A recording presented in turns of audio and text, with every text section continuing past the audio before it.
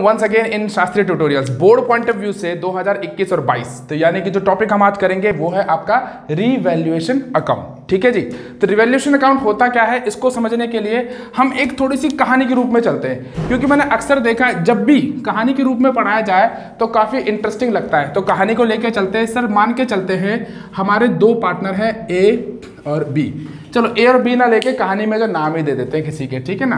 तो नाम दे देते हैं हम, क्या नाम देते भाई बताओ? नहीं छोटे मोटे नाम बताओ। राम और श्याम। चलो जी, ये हो गया राम और ये हो गया भैया श्याम। ठीक है, दो पार्टनर हो गए हमारे राम और श्याम। अगर दो पार्टनर हैं तो इनकी आपस में क्या होगी? पार्टनरशिप होगी। अगर पार्टनरशिप है तो इन दोनों का आपस में जो प्रॉफिट होगा किस रेशो में शेयर करेंगे हम? रेशो होगी कोई। तो हम अब तक जो पढ़ चुके हैं वो क्या पढ़ चुके हैं? हम ओल्ड रेशो के बारे में हम पढ़ चुके हैं सर।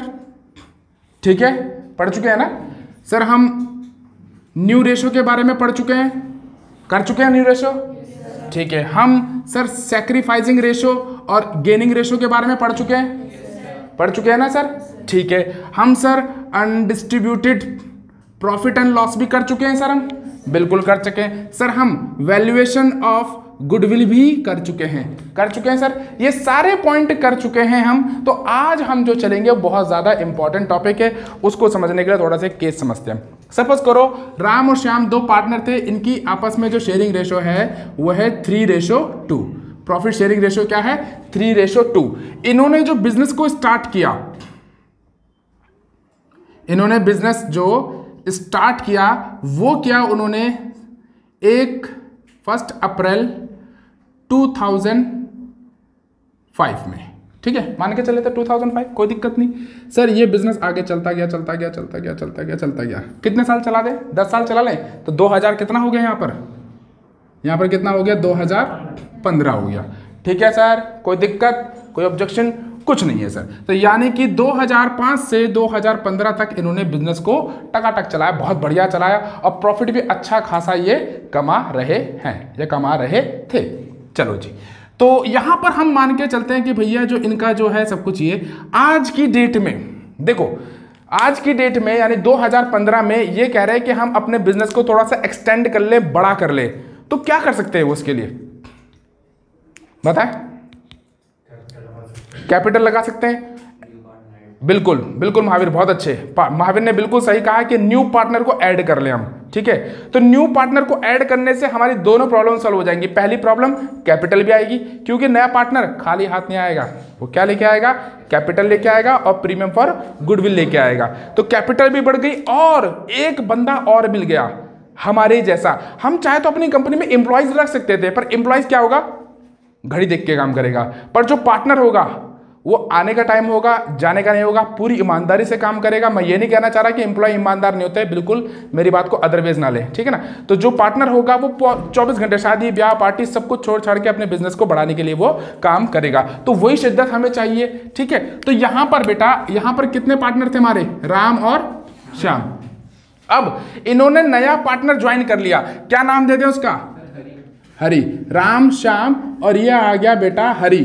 तो हरि, यहां पर कितने पार्टनर हो जाएंगे? 1 2 और 3।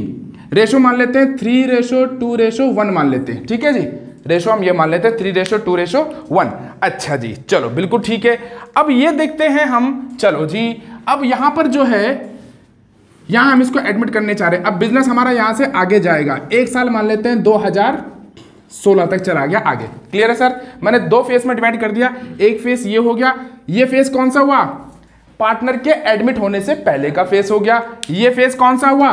पार्टनर के एडमिट होने के बाद। यानी कि अगर मैं देखूं तो यहां पर पार्टनर है आर और एस और यहां पर है आर एस और एच। यहां पर रेशो क्या है? 3:2 और यहां पर क्या है? 3:2:1। क्लियर है सर? क्लियर है? कोई डाउट, कोई दिक्कत? बिल्कुल नहीं है। चलिए एक छोटा सा एग्जांपल लेके चलता हूं ताकि थोड़ा और ज्यादा समझ में आ पाए। ठीक है, एक बार मैं चेक कर लूं ऑनलाइन कोई और तो नहीं आ रहा है? नहीं, अभी और कोई नहीं आया। चले ठीक है, छोड़िए। तो हमने यहां पर देखा, सपोज करो यहां पर एक इन्होंने शॉप ली थी। शॉप को हम यहां पर बोल सकते हैं बिल्डिंग। ठीक है जी, एक शॉप ली थी 2005 में, कम से कम ली थी वो 2 लाख रुपए की। ठीक है जी, एक शॉप ली थी जिसकी कीमत कितनी थी, 2 लाख रुपए थी। आज यानी कि 2015 में इसकी कीमत जो होगी कितनी हो सकती है, बताएं जरा। 20 लाख हो सकती है, कम तो नहीं होगी, ज्यादा ही होगी अगर सब कुछ सेट चल रहा है। तो लैंड ऐसा बिजनेस है जिसमें कभी भी डिक्लाइन नहीं होता, बहुत रेयर केस होता है अगर सरकार अपनी टांग ना अड़ा दे। तो 20 लाख मान लेते हैं, चलो जी। यहां पर हो गया बेटा इसका 20 लाख। तो बेटा यहां से यहां कितने से बढ़ी है एसेट, 18 लाख से बढ़ गई, बढ़ी कि नहीं बढ़ी, कितने से बढ़ी, 18 लाख। ये 18 लाख क्या है, मेरा प्रॉफिट है। 2 लाख की चीज मैंने 2005 में खरीदी थी, आज की डेट में उसकी कीमत 20 लाख रुपए हो चुकी है, यानी इसमें प्योर हमें 18 लाख का प्रॉफिट हो रहा है। अब मुझे ये बताएं, ये जो 18 लाख है किसको दे, ये जो 18 लाख है किसको दे, किसको दे दें, ओल्ड पार्टनर्स को दे दें या नए पार्टनर को भी दें, ओल्ड पार्टनर को या नए पार्टनर को भी दे, ओल्ड को क्यों दे, ओल्ड को क्यों दे, हाँ यस बोलिए, ओल्ड को ही क्यों दे, क्योंकि देखो बेटा 2015 पे हम इसकी वैल्यूएशन कर रहे हैं, इस शॉप की, इस बिल्डिंग की, जो 2 लाख की थी आज कितनी हो गई, वो 20 लाख की। तो यानी अभी सी एडमिट हुआ तो नहीं है ना, सी के एडमिट होने से पहले पहले इस 18 लाख को हम पुराने पार्टनर में डिस्ट्रीब्यूट कर देंगे।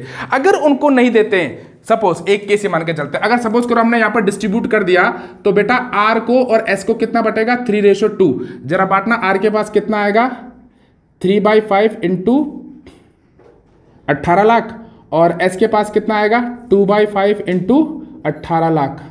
हम जरा कैलकुलेट कर लेते हैं, आप भी कर सकते थे वैसे तो, आप करते नहीं इतने अच्छे काम।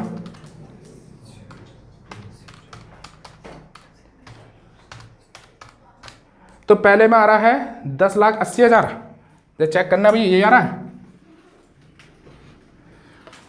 और दूसरे में कितना आ रहा है, 72, 7 लाख। गड़बड़ तो नहीं आ रही है, मैं दोबारा चेक कर ले एक बार, 18 लाख इंटू 3/5, नहीं बिल्कुल ठीक आ रहा है, ठीक है जी, कोई दिक्कत नहीं है। तो 10,80,000 ये आ गया। ये केस तब है जब हम बिफोर एडमिशन हम पुराने पार्टनर को ये शेयर हम बांट लेते हैं। अब देखें, अगर सपोज करो हमने ये नहीं बांटा तो हमारा साल आगे जाएगा सर, 2016 में एक साल में कितनी कीमत बन सकती है इसकी, 22 बन सकती है, 22 बन सकती है ना, बिल्कुल बन सकती है। हम 30 मान के चल ले, 30 ज्यादा हो जाएगा ना, चलो 20 25, चलो 22 ही मान लिया हमने, तुम्हारी बात मान ली। तो अब जो मैं इसकी कीमत लगाऊंगा बेटा, तो मैं यहां से जोड़ूंगा ना, यहां से यहां कितना बढ़ा, कितना बढ़ा, 20 लाख बढ़ गया, 20 लाख बढ़ गया। तो अब 20 लाख 3 बंदों में बटेगा। अगर मैं यहां इसका डिस्ट्रीब्यूशन नहीं करता, सपोज करो मैंने ये डिस्ट्रीब्यूशन यहां कर दिया, तो यहां से यहां कितना बढ़ता, 2 लाख। अब मान के अब बताइए मुझे कि सी को 2 लाख में प्रॉफिट मिलना चाहिए या 20 लाख का प्रॉफिट मिलना चाहिए था, 2 लाख का। कंसीडर हो रही, मेरी बात समझ में आ रही है ना, क्योंकि सी जो है उसने अभी तक केवल 1 साल काम किया है, तो उसको उस एसेट पे 1 साल का प्रॉफिट मिलना चाहिए, ना कि 16 साल का, क्योंकि सॉरी 11 साल का, 10 साल यहां हुए 1 साल यहां हुआ, 11 साल का प्रॉफिट तो नहीं मिलना चाहिए ना। बिल्कुल क्लियर है, कोई दिक्कत तो नहीं है, ये कॉन्सेप्ट क्लियर है सर आपको, मिटा दें इसको, ठीक है, तो इसको मिटाते हैं हम। तो ठीक है बेटा, यहां से हमें पता चलता है कि जब भी, देखो हम क्या कर रहे हैं आज, मैं आपको बताता हूं, हम बना रहे हैं सर रीवैल्यूएशन अकाउंट। अच्छा, रीवैल्यूएशन जैसे नाम से पता चल रहा है, रीवैल्यू करना उसकी, ठीक है ना। रीवैल्यू को दूसरी भाषा में हम बोलते हैं रिकॉन्स्टिट्यूशन। रिकॉन्स्टिट्यूशन का मतलब क्या होता है सर, नवनिर्माण करना नए तरीके से, यानी ये न्यू कॉन्स्टिट्यूशन कब होता है, कब होता है सर, जब भी हमारा चेंज इन रेशो होगा, जब भी हमारा चेंज इन रेशो होगा हमेशा रिकॉन्स्टिट्यूशन कहा जाएगा। जैसे ए और बी हमारे 2 पार्टनर हैं, 3:2 था, सी आ गया, तो क्या अब वही रेशो में बढ़ सकता है उन पे? नहीं, ऑब्वियस सी बात है इनकी रेशो क्या होगी? चेंज। ये तो हो गया सर हमारा पॉइंट एडमिशन का। अगर मान के चलिए अब हमारे पास थे ए बी सी, एक बंदा क्या हो गया? रिटायर हो गया। क्या हो गया? एक बंदा रिटायर हो गया, तो क्या रेशो सेम रहेगी? बिल्कुल रहेगी। सपोज 3:2:1 थी, अगर बी रिटायर हो गया तो कितनी बची? ए और सी में 3:1। अगर ए रिटायर हो गया तो बी और सी में कितना बचा? 3:1। अगर सी रिटायर हो गया तो ए और बी में कितना बचा? 3:2। यानी कि हर केस में चाहे एडमिशन हो चाहे रिटायरमेंट हो, रिकॉन्स्टिट्यूशन होगा। और कब हो सकता है? या तो क्या हो जाए? डेथ। यहां तो बंदा फर्म को छोड़ के गया, यहां पर बंदा दुनिया छोड़ के चला गया, तब भी होगा। ठीक है, ये केस अलग है। चलिए, तो यहां पर हो गया 1 पॉइंट, हो गया 2 पॉइंट, हो गया तीसरा हो सकता है चेंज इन एग्रीमेंट। एग्रीमेंट में चेंज हो गया कि भैया पहले रेशो थी 3:2, अब वो कह रहे हैं आने वाले साल से हम बराबर बांटेंगे, तो ये भी हो गया। तो ये सारे तरीकों को क्या बोलते हैं हम? रिकॉन्स्टिट्यूशन बोलते हैं। बात समझ में आ रही है सर? हेलो, बिल्कुल सही। तो सर जब भी नया पार्टनर एडमिट हो या पुराना पार्टनर रिटायर हो या पुराना पार्टनर भगवान को प्यारा हो जाए, तो भैया सारी चीज़ों में रीवैल्यूएशन किया जाता है कि भैया नए पार्टनर के आने से पहले पहले, अब बड़े ध्यान से सुनिएगा कि नए पार्टनर के आने से पहले पहले हम अपने सारे अनडिस्ट्रीब्यूटेड प्रॉफिट्स को और लॉस को शेयर कर लें। क्लियर है सर? और पुराने पार्टनर के जाने से, यानी कि रिटायरमेंट होने से या डेथ होने से जो चेंज आएगा उसमें भी हम इन अनडिस्ट्रीब्यूटेड प्रॉफिट एंड लॉस को शेयर कर ले। अच्छा जी, थोड़ा सा इसको दोबारा देख लेते हैं sir. Undistributed profit and loss हम पहले भी पढ़ चुके हैं, फिर दोबारा देख ले। तो सर बैलेंस शीट में इस साइड हमारे प्रॉफिट्स आते हैं या लॉस आते हैं? बताएं, प्रॉफिट कौन कह रहा है? कौन कह रहा था प्रॉफिट? Stand up please.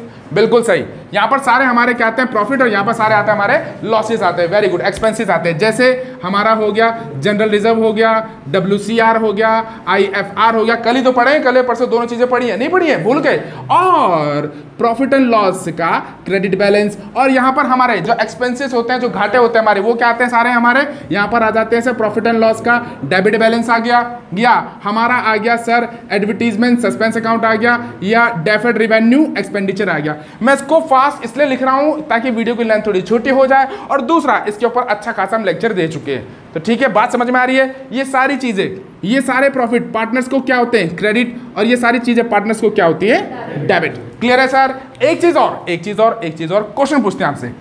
ये जो अनडिस्ट्रीब्यूटेड प्रॉफिट्स और लॉस है, ये किन पार्टनर्स को मिलते हैं? Old partner, old ratio. बिल्कुल सही। ये जितनी भी चीजें हैं, क्योंकि अब जो नया पार्टनर आएगा वो अब डिसाइड करेगा कि आपकी फर्म में प्रॉफिट हो रहा है, लॉस हो रहा है। पर जो आप पहले उसके आने से पहले कांड कर चुके हो, कांड इन द सेंस मतलब प्रॉफिट या लॉस जो कर चुके हो, वो बांटोगे। प्रॉफिट है तो पार्टनर को क्या कर दो? क्रेडिट, और लॉस है तो पार्टनर के नाम पे डाल दो डेबिट। क्लियर है सर? यहां तक कॉन्सेप्ट क्लियर है?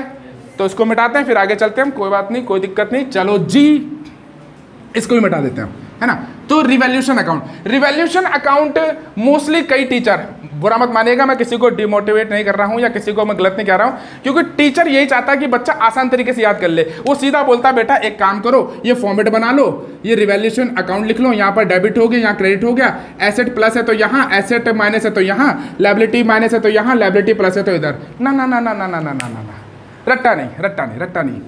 शास्त्रीय ट्यूटोरियल्स की एक पहचान है, जान है क्या? यहाँ पर रट्टाफिकेशन नहीं चलेगा। हर चीज के पीछे कॉन्सेप्ट होगा, उसके पीछे लॉजिक होगा, फैक्ट्स होंगे। ऐसे नहीं तुक्का, ये दिया है तो बेटा ऐसे कर लो, दैट्स ऑल। ना ना ना ना, ऐसा नहीं चलेगा। है ना चौलवे। चलिए, तो हम इसको बिल्कुल सिंपल तरीके से कराते हैं। आपको मैंने 11th में जब पढ़ाया था तो मैंने एक चीज पे ध्यान दिया था, अगर 11th क्लास में पास होना चाहते हो तो किस पे एक्सपर्टीज होनी चाहिए आपकी? जर्नल्स पे। जर्नल्स एक्सपर्टीज, बिल्कुल, बहुत अच्छे। जर्नल्स पे एक्सपर्टीज में आपकी होनी चाहिए। आपकी है या नहीं है? कॉन्फिडेंस नहीं आ रहा? चलो देखते हैं, लेट्स सी। तो मेरे बच्चे, हम एसेट को देखते हैं। ये मेरा टी अकाउंट है, ये मेरा डेबिट है, क्रेडिट है।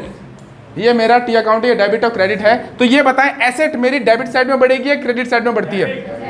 डेबिट में बढ़ती है, ये हमको याद है। एक हमारा हो गया लायबिलिटी, तो बच्चे ये कहाँ होगी? भाई वाह, कॉन्सेप्ट याद है आपको, है ना, बहुत अच्छी बात भाई। यही दो चीज याद रखनी, याद रख लोगे? समझ गए? मैं याद इसलिए कह रहा हूँ क्योंकि ये चीज़ हम 11th में बहुत डीप पढ़ चुके हैं। जिसको नहीं आ रहा होगा याद तो बेटा मेरे प्लेलिस्ट में जाना, 11th के कॉलम में वहाँ डेबिट क्रेडिट में बहुत अच्छे समझा रखा है। ये ट्रेडिशनल मॉडर्न अप्रोच के अंदर आता है, उसमें देख लेना आप, ठीक है ना, किसमें? मॉडर्न अप्रोच में। चलिए, तो विदाउट वेस्टिंग टाइम हम इसमें बात करते हैं। तो रिवैल्यूएशन अकाउंट के अंदर बेसिकली हमारी सारी की सारी एसेट्स और लायबिलिटी के बारे में आएगा। क्यों? अगर मान के चलते हैं, पहले मैं समझ लूँ लॉस और एक्सपेंस क्या होता है। एक मिनट जरा, मैं थोड़ा पानी भी लेते हैं। लवली, तो चलिए कुछ थोड़ी सी बेसिक चीजें समझ लें जर्नल शुरू करने से पहले। मैं इसके बाद मजाक नहीं कर रहा हूं, अगर जर्नल यूं ऐसे ऐसे ऐसे ऐसे बनेंगे आपके, कैसे बनेंगी? ऐसे ऐसे ऐसे ऐसे, ठीक है। चलो तो करते हैं शुरू। अच्छा जी, तो ये बेटा मेरी बैलेंस शीट है, ओल्ड बैलेंस शीट है, ठीक है सर। मेरी एसेट इधर आएगी, इधर आएगी, इस साइड आएगी ना, तो ठीक है। मैंने लिख दिया बच्चे, बिल्डिंग थी मेरी 50,000 की, क्लियर है सर? बिल्डिंग थी मेरी 50,000 की। आज की डेट में जो मेरी बिल्डिंग है, बिल्डिंग वैल्यूड एट ₹70,000। अच्छा जी, तो मुझे ये बताएं पार्थ मेरे लाल, हाँ यस सर, जो बिल्डिंग 50,000 की थी अब 70 की है, तो कीमत बढ़ी या घटी? कितने से? 20,000 से, ठीक है, क्लियर है सर। तो 20,000 से मेरी बिल्डिंग बढ़ी, तो जब मैं एसेट में लिखूंगा, यहां बिल्डिंग होगी, तो मैं 20,000 इधर लिखूंगा, इधर लिखूंगा, ये मेरी अकाउंट है ये, तो 20,000 इधर लिखूं, इधर लिखूं, 20,000, क्लियर है सर? ऑब्वियस है ना। तो अगर मैं इसको इस फॉर्म में ना करके मैं जर्नल बनाना चाहूं, तो इसकी जर्नल कैसे बनाऊंगा? अब जितने भी मैं बनाऊंगा रिवैल्यूएशन का नेचर बता दूं। रिवैल्यूएशन का नेचर होता है बेटा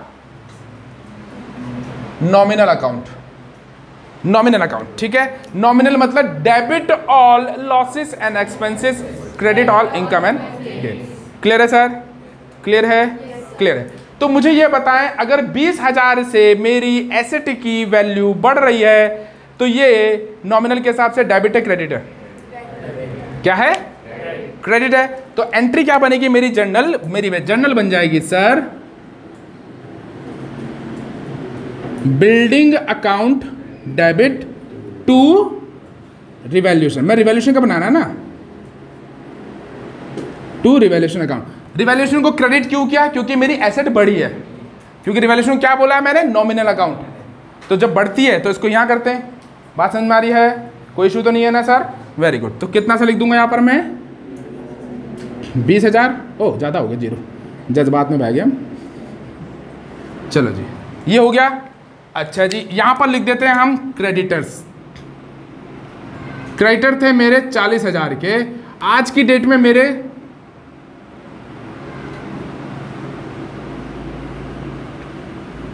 क्रेडिटर लेफ्ट ओनली 30,000। मेरे को 40,000 रुपये बाहर चुकाने थे, आज की डेट में मेरे पास केवल 30,000 चुकाने। तो मेरे क्रेडिटर्स बढ़े या घटे? घटे। फायदा हुआ नुकसान हुआ? फायदा हुआ। कितने का? 10,000 का। तो लायबिलिटी मेरी बढ़ी या घटी? तो घटी है तो किधर आएगी? इधर आएगी ना। घटी है तो इधर आएगी ना, बढ़ेगी तो इधर आती है ना। तो जनरल एंट्री क्या बनेगी? रिवैल्यूएशन के हिसाब से मेरा क्या हुआ? ये फायदा हुआ। तो फायदे को क्या करते हैं हम? क्रेडिट। तो एंट्री बन जाएगी मेरी creditors account debit to revaluation account. ठीक है जी। चलो मैं साथ साथ आपको रिवैल्यूएशन भी बताता हूं। चलिए, इतना समझ में आ रहा है आपको? चलिए, तो मैं कुछ जर्नल्स को प्रॉपर फॉर्मेट, मैं ये केवल ये जानना चाह रहा था कि आपको इंक्रीज और डिक्रीज समझ में आ रहा है या नहीं आ रहा है। आपको ऑब्वियस बिल्कुल आ रहा है। अब हम प्रॉपर जर्नल के हिसाब से करते हैं, ठीक है। चलिए, तो ठीक है बेटा, इसको हम जर्नल की फॉर्म से लेंगे। जर्नल से हम रिवैल्यूएशन में पुट करेंगे ताकि हमें कुछ रट्टा ना लगाना पड़े। तो पहला केस कहता है बेटा, when the value of asset increase, तो हमारी जर्नल क्या बनेगी sir? Sundry asset account debit. Sundry asset मतलब भाई कुछ भी हो सकता है, वो लैंड हो सकता है, बिल्डिंग हो सकता है, मशीनरी हो सकता है, इसलिए हमने लिख दिया ये sundry asset account debit to valuation account, ठीक है जी। यहाँ पर अमाउंट डाल दी मैंने, सपोज करो 30,000, ठीक है। मैं अपनी तरफ से डाल रहा हूँ, भी बाद में देखेंगे। तो यहाँ पर देखिए रिवैल्यूएशन अकाउंट, मैं रिवैल्यूएशन अकाउंट के अंदर इसको अगर ट्रांसफर करना चाहता हूँ जर्नल को, तो हमने 11th क्लास में पढ़ा था लेजर में, जब भी हम किसी का लेजर बनाते हैं तो बेटा उस लेजर के अंदर उसका नाम नहीं आता। जैसे अगर मैं रिवैल्यूएशन का लेजर बना रहा हूं तो इसके अंदर रिवैल्यूएशन ना टू रिवैल्यूएशन लिख सकता हूं मैं, ना बाय रिवैल्यूएशन लिख सकता हूं, तो उसका अपोजिट लिखूंगा। कैश बुक में याद आ रहा है जब कैश बुक कराई थी, तो हम क्या लेंगे, हम सन्ड्री एसेट को लेंगे। तो सन्ड्री एसेट मेरी कहां पर है, डेबिट में, क्रेडिट में, डेबिट में। तो यहां क्या लिख दूंगा मैं, बाय सन्ड्री एसेट्स। कितना आ जाएगा बेटा, 30,000। कोई रट्टा नहीं है। चलो अब दूसरी एंट्री पकड़ते हैं सर। दूसरी एंट्री में कहता है when the value of asset is decrease, तो रिवैल्यूएशन क्या हुआ मेरा, डेबिट। तो क्या लिख देंगे हम, रिवैल्यूएशन अकाउंट डेबिट टू, चलो सन्ड्री एसेट ना करके नाम देता हूं मैं इसका ना, यहां पे बिल्डिंग दे देता हूं मैं। चलो क्या दे दिया मैंने, बिल्डिंग। यहां पर भी एसेट को बदले मैंने बिल्डिंग दे दिया, ठीक है। ये दे दिया मैंने बिल्डिंग। अब यहां पर देते हैं मशीनरी। मशीनरी मेरी घट गई 10,000 से, तो यहां पर मैंने 10,000 लिख दिया। अच्छा तो अद्रेश आप बताएं मुझे, ये जो मैं इसको इधर डालूंगा रिवैल्यूएशन में, तो क्या लिखूंगा मैं, क्या चीज ट्रांसफर करूंगा, बाय रिवैल्यूएशन लिखूं या टू मशीनरी लिखूं? Very good. तो हम यहां लिख देंगे सर क्या, टू मशीनरी अकाउंट। कितना बेटा, 10,000। कोई दिक्कत किसी को, कोई रट्टा तो नहीं चल रहा ना, very good. Next, when the value of liability increase, liability का बढ़ना हमारे लिए क्या है, नुकसानदायक। क्योंकि लायबिलिटी का मतलब क्या होता है, आपके ऊपर कर्जा बढ़ना, आपके ऊपर लोन बढ़ना, है ना भाई, बैड डेट्स बढ़ने, यानी कर्जे बढ़ने। तो क्या एंट्री बन जाएगी, तो यस, तो ये हमारी बन जाएगी एंट्री, लायबिलिटी हमारी इंक्रीज हुई है। तो क्या एंट्री बनेगी हमारी, बताएं। लायबिलिटी अगर इंक्रीज हुई है तो हमारी revaluation account debit, revaluation account debit to creditors लिख देते हैं, ठीक है ना, थोड़ा साफ लिख लेते हैं इसको हम, टू क्रेडिटर्स 20,000। क्रेडिटर साफ नहीं लिखा, मैं दोबारा लिख देता हूं, क्रेडिटर्स, ठीक है जी। तो इसको जब ट्रांसफर करेंगे तो क्या लिखेंगे हम, बाय या टू क्रेडिटर्स। तो क्या लिख दिया हमने यहां पर, टू क्रेडिटर्स अकाउंट। कितना है, 20,000, ठीक है। फिर आता है when the value of liability is decrease, तो हमने इस बार ले लिया बिल्स पेबल ले लिया, तो बिल्स पेबल हमारे घट गए, तो एंट्री क्या बनेगी, bills payable account debit to revaluation account. कितना ले लें, 8,000 ले लें। तो इसको क्या लिखेंगे हम, बाय रिवैल्यूएशन, बाय बीपी, ठीक है, by bills payable, by bills payable. मैंने शॉर्ट में लिखा है, आप पूरा लिखें। कितना, 8,000, ठीक है जी। तो यानी अगर मैं ध्यान से देखूं तो एसेट और लायबिलिटी, यहां पर भी मेरी क्या है, एसेट और लायबिलिटी। एसेट जब बढ़ी तो मैंने यहां लिखा, एसेट जब घटी तो यहां लिख दिया, ठीक है। लायबिलिटी जब बढ़ी मैंने तो कहां लिखा, इधर, और लायबिलिटी जब घटी तो मैंने कहां लिखा, यहां। क्लियर है सर। अगर इसको दूसरी फॉर्म में लिखना चाहें, जैसे बाकी टीचर, हमारे प्रिय टीचर बताते हैं, तो वो भी कोई दिक्कत नहीं है। एसेट का यहाँ इंक्रीज हो गया, तो एसेट यहाँ क्या हो रही है, डिक्रीज। लायबिलिटी यहाँ क्या होगी, इंक्रीज, और लायबिलिटी यहाँ क्या होगी, डिक्रीज। ये भी एक तरीका है, पर ये रट्टा वाला तरीका है। हम जर्नल के फॉर्मेट से ले रहे हैं कि भैया जर्नल्स, क्योंकि लॉजिक है वो, क्यों लॉजिक है, एसेट बढ़ेगी तो रिवैल्यूएशन हमारा क्या हो रहा है, इंक्रीज हो रहा है, तो इसलिए उसको हमने ऐसे कर दिया। क्लियर है सर। कहानी यहाँ खत्म नहीं होती है, अभी 2-3 और आते हैं, वो भी बताऊंगा आपको सपोज करो, चलो वही बता ही देते हैं आपको। ये जर्नल्स आपने लिख लिए, ठीक है, तो मैं साइड होता, आप स्क्रीनशॉट ले लीजिए इसका। चलिए, 2 हमारी और पॉइंट है, उनको भी समझ लेते हैं। अच्छा जी, तो हमारी बैलेंस शीट में हमें क्या क्या दे रखे थे, क्रेडिटर्स दे रखे थे, बिल्स पेबल दे रखा था, बिल्डिंग दे रखी थी, मशीनरी दे रखी थी।